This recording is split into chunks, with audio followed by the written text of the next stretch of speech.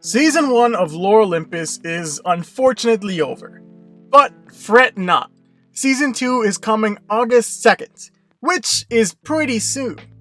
However, if you can't wait for your Hades and Persephone fix, which I can't blame you for, there are many other stories, heck, other webtoons, that focus on these characters and the same love story. While Lore Olympus may be one of the only ones on the main page, and the only one with this beautiful art style, there are a number of other webtoons that focus on the Greek myth of Hades and Persephone.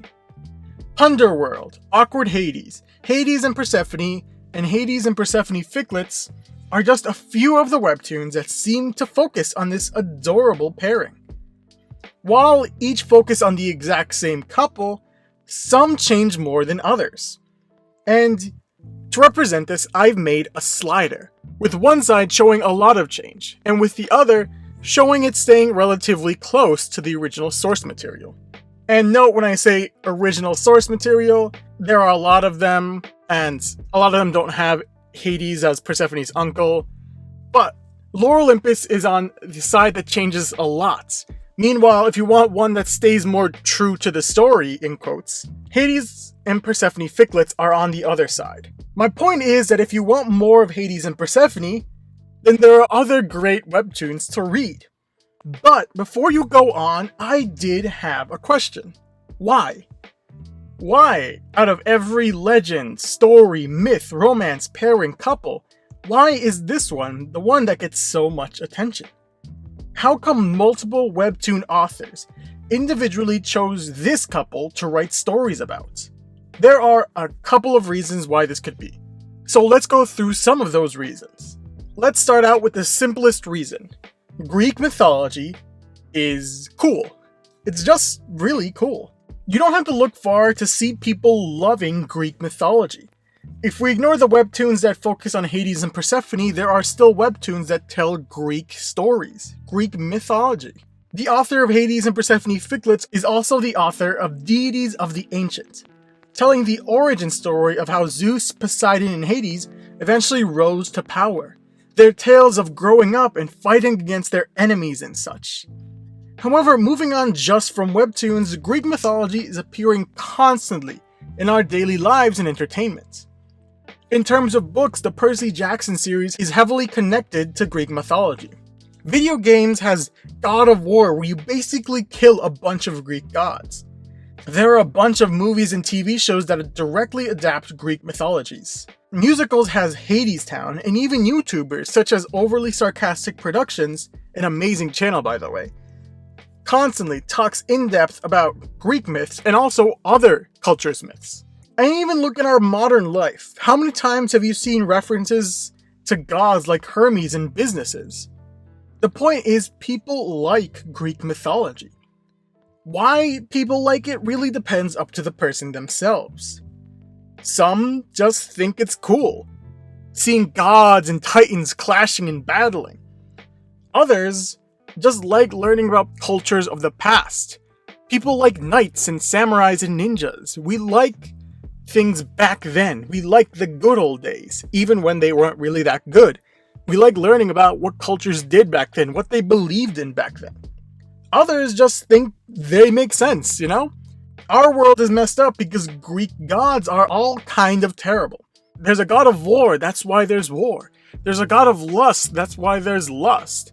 There's a god of death, well, that's why people die. People cheat and die and fight. Everything makes sense. The bigger question isn't why it's popular, but why these authors decide to write a story about this specific romantic pairing. So let's look at a different yet connected reason. If I asked you who the Greek god of the dead was, who would you say? Well, you might say Hades or Thanatos, because Hades is the god of the dead, meanwhile Thanatos is the god of death. A lot of people are confused on that one, but my point still stands. We may not know everything about Greek gods, about Greek legends and myths, but we know so much. We have a familiarity in that subject. We've all been guilty of reading stories and dropping out of it. Maybe because we don't find it interesting. Maybe because we were confused on how the world works, or maybe you just didn't connect to it at all.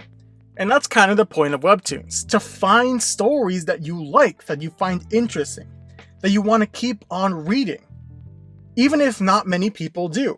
The interesting part about stories that focus or draw inspiration from Greek mythology is that we kind of already know what we're getting into. It's impossible not to know stuff about Greek mythology, since its popularity bleeds into every form of entertainment.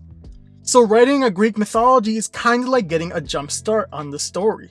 Not only will it be easier to find a webtoon on Greek mythology, or just specifically Hades and Persephone, but it's like the reader already has an understanding on how the world should work. And there's typically not a need to explain the lore of the world unless it goes against something in the original story or is lesser known. For example, blood! I said that way too excited. But ichor, the blood of the gods, is golden. I wouldn't say that's something everyone knew, but it's quickly explained away. The point is that instead of a story asking us to quickly digest a world and the lore that is not only completely different from our world and lore, but also can be quite complicated, the stories that utilize Greek mythology give the readers the ability to get into a story quickly. We don't need to learn that Zeus is the god of the sky, lightning, and thunder, because we already know that. We don't need to learn that Poseidon and Hades and Zeus are brothers, because we already know that. We don't need to know that Zeus is a cheating punk who constantly cheats on his wife, because we know that. Utilizing myths means that authors can jump straight into stories they want to tell. Let me ask you a question. Have you ever tried to write your own story? Ever tried to think of characters, motives, world, lore, relationships, plot lines? If you have, then you know it's a hard thing to do. With Greek mythology, it gives the authors the ability to jump straight into the story that they want to tell. Let me be clear, I'm not calling these authors lazy. I think one of the hardest things to do in any story is the story itself. The character development, the plot, the adaptation, the dialogue. Adapting Greek mythology has its own problems and hardships. Mainly some people already knowing where the story goes or disagreeing with how the characters might act, since they've all already been kinda presented it years back. So why do people keep on pursuing it? I think it's the same reason that Romeo and Juliet is so popular.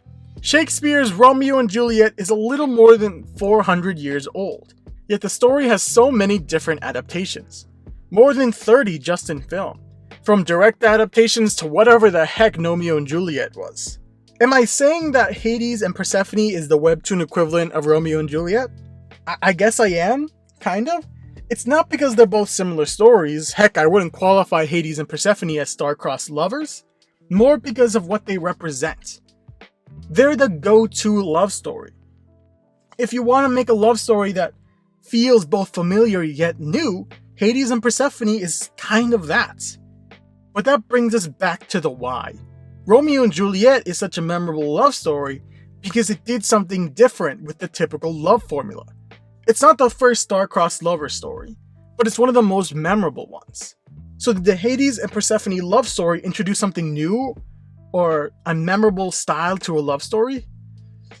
No, not really. I guess the most memorable part of this love story is that it's just a good love story in Greek mythology.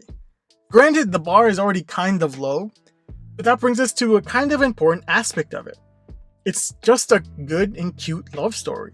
I think that we can all somehow relate to. It's a nice story about some shy, introverted gods who find love and develop themselves and grow as gods. Granted, we're not gods, but I think we live in a world where entertainment is trying super hard to make stories, characters, plots, and relationships more and more complicated, more and more intricate, more and more like a drama. And for certain stories, that works. Heck, these stories aren't exactly simple.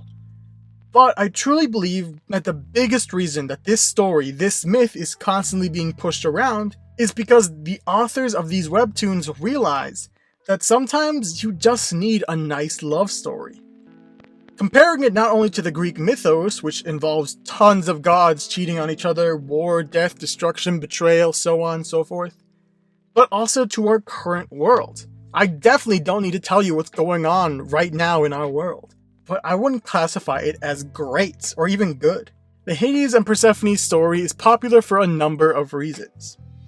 But to boil it down, it's not because of the world, it's not because of the drama or the hardships that they face. Don't get me wrong, it's still in the story, it's still an important aspect of it. But it's not why this couple is so utilized. I think it's focusing on the one aspect of a relationship that's important. Focusing on the purpose of a relationship, which is love. Sometimes I think we forget that relationships don't need to have drama. They don't need to have hardships and destruction and pain and suffering. We look at Webtoons constantly with its love triangles and its complicated plots. But sometimes we just need a story about two people who like each other and try to start a relationship on that. It's a love story, plain and simple.